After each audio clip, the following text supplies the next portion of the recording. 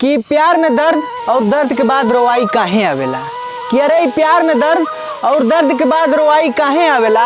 अरे हर जख्म के निजात हो जाला हो, पर साला ई दर्द दिल के दवाई काहे ना आवेला। दिल टूटला के कवनो होला ना आवाज हो, फिर कैसे सुनी जमाना। के इश्क के घर उजड़ल त कुछ ऐसे जिए लगनी, कि इश्क के घर उजड़ल त कुछ ऐसे जिए लगनी।